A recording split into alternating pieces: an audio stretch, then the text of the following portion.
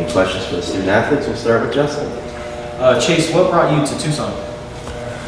Really was Coach Joe, because I had a connection with him through one of my high school coaches who played for him at Oregon State, and somehow they talked to each other. He saw the film, he liked the film, and it's really how I ended up here. And then you have merged as a starter. Tell us about the time when you got to Arizona and just the grind that you put in to become a starter. Well, really just after the season I had in Utah, I just decided like it was time for me to lock in, and I was going into year 3, and I knew the goals that I had for myself and what I wanted, and so just throughout fall camp and in the summer, every day was just a grind, going hard as I could, and just trying to show coaches and teammates what I could do. David? Chase, how would you describe these last 2 games and the pressure that you guys have been able to get on the quarterback up front? Ooh, that's a good question. I'll say for the who we just played, Kansas State and Texas Tech. The Kansas State game, I would just say that the pressure on the quarterback, it was good. We just in that game, we just needed to contain and really just be disciplined in our rush lanes and stuff. And Texas Tech, pressure was good. For us, it's just about, we had 3 sacks that game, so that was a big thing for us because we wanted to turn those pressures into sacks that Trey, myself, and Interior, and everybody else who was coming. So I would say it was a good momentum point for us, just getting to the quarterback and finishing. In Genesis, just how would you describe the losses that you guys have had with Gunnar and Trey, and what that's done to the room, and how you guys have kind of talked that through to get over not having those leaders in there? Yeah, no, they're definitely key pieces in our room. It was tough initially.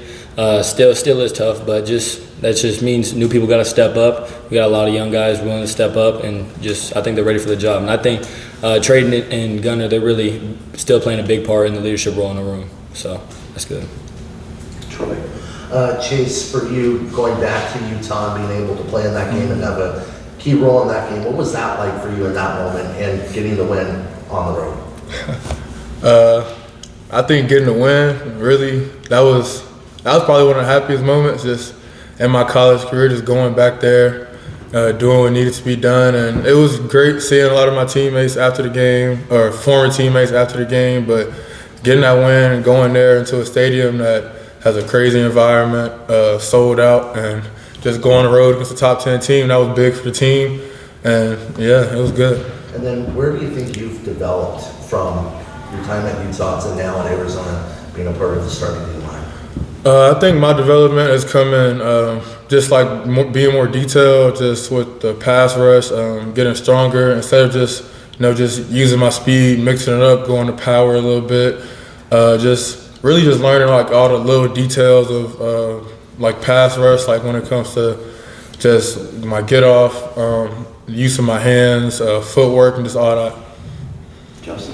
Genesis, you're getting reps at star and free safety. Tell us about the differences between those two in your assignments and responsibilities. Yeah, the free safety position, I'm just a lot more last line defense help, and star I'm really a lot more in the box and the mix.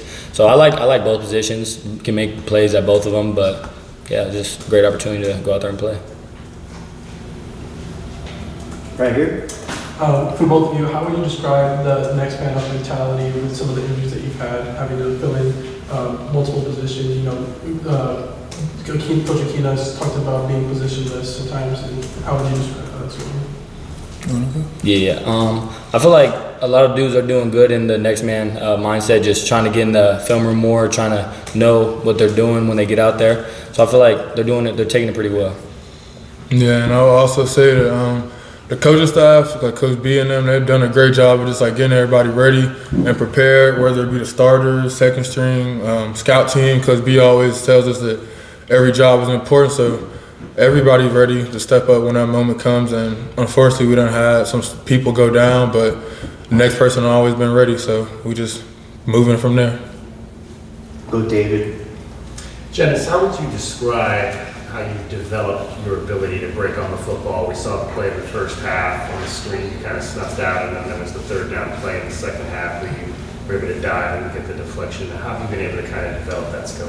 I feel like it's really just been being in the playbook more, knowing what I have to do before the play starts, and then knowing what the offense, like their tendencies, their scheme. So just thinking of the possibilities of what could happen before it does happen. And I feel like that's how I've been getting some good jumps on some of the plays. And obviously we've heard the talk about how it's really all about being a DB versus being a safety, being a corner. Do you think you could play the boundary if that ever came to be? Yeah, for sure. In spring, I got a lot of work in at boundary safety position. So all 3 DB positions, I feel like I could play. Justin? For both of you, BYU is known for having good quarterbacks. What have you seen from Jay Kretzlaff on video, and what makes him a good QB, do you think? I guess starting with Jackson. Yeah, no, he has really good legs. He has the ability to keep plays going. So in the back end, we definitely have to latch on our man whenever the play keeps on going. And he has a good arm too. He's pretty accurate, and he has good weapons out there, receivers. So it's going to be a good game.